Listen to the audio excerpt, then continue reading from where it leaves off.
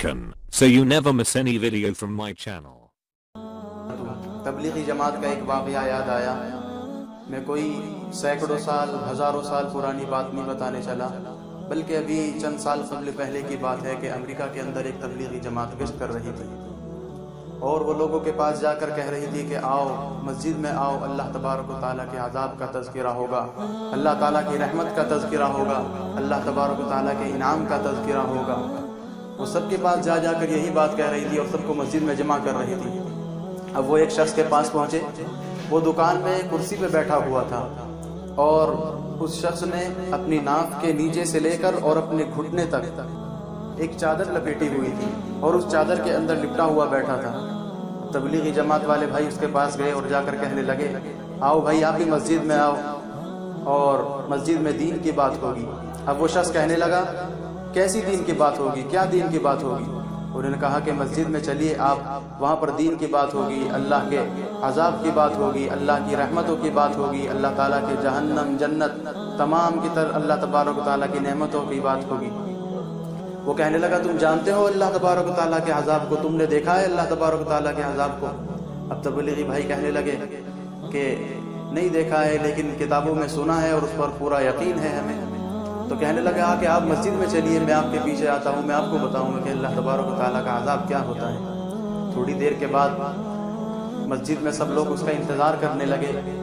تو پھر چند آدمی اس کو لے کر مسجد میں آئے، اور مسجد میں لانے کے بعد تبلیغی بھائیوں نے اس کو ممبر کے قریب بیٹھا دیا اور کہنے لگے کہ حضرت بتائیے، آپ کہہ رہے تھے کہ اللہ تبارک و تعالیٰ کا عذاب میں آپ کو بتاؤں گا، بتائیے.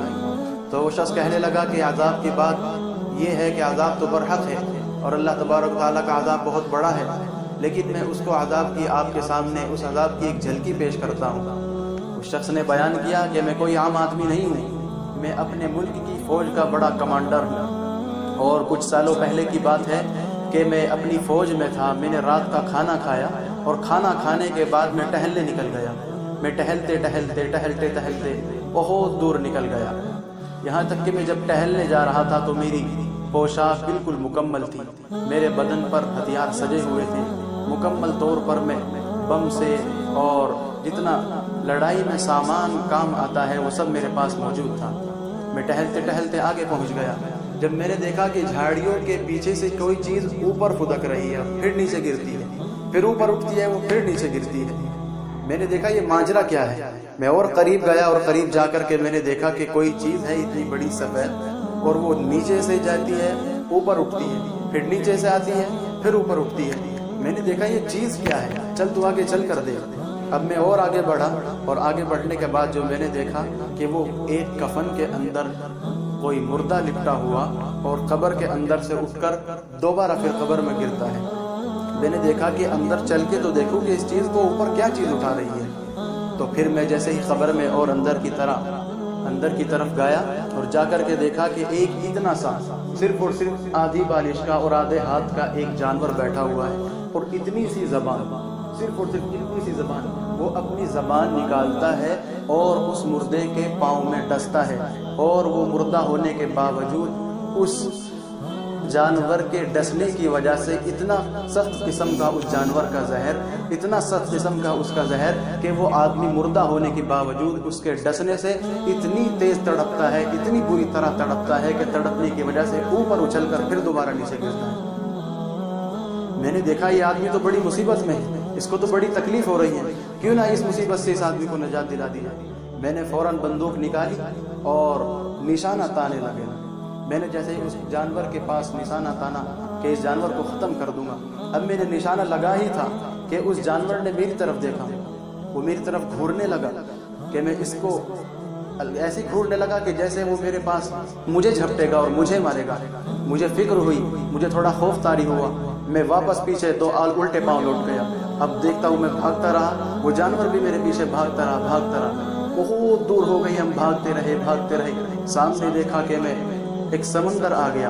میں نے بھاگتے اس سمندر میں چھلانگ لگا دی، اور تیرتا بہت دور تیرتا چلا گیا. اور پھر جا کر کے ایک ٹاپو پہ جا کر سکون اطمینان سے کھڑا ہوا.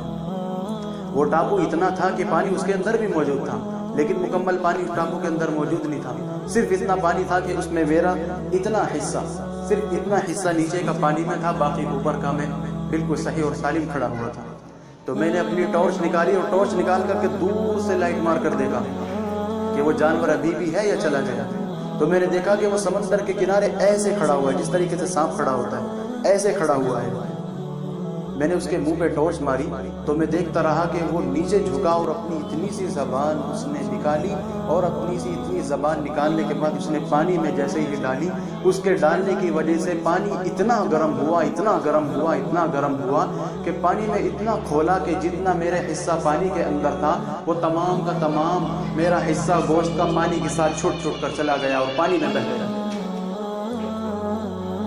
پھر اس شخص نے تمام مسجد والوں کے سامنے اپنی چادر ہٹائی اور سب کو دکھایا کہ یہ دیکھو میرا حالت. تمام مسجد والے گواہی دیتے ہیں کہ شہادت کرتے ہیں اس بات کی کہ تمام لوگوں نے اس بات کی گواہی دی کہ اس آدمی کے ناک سے لے کر اور پاؤں کے ناخن تک کے ایک بھی بوٹی نہیں تھی, تمام کا تمام گوشت اس کے بدن سے جدا ہو چکا تھا. تو میرے بھائی اور بزرگ, اس بیان کو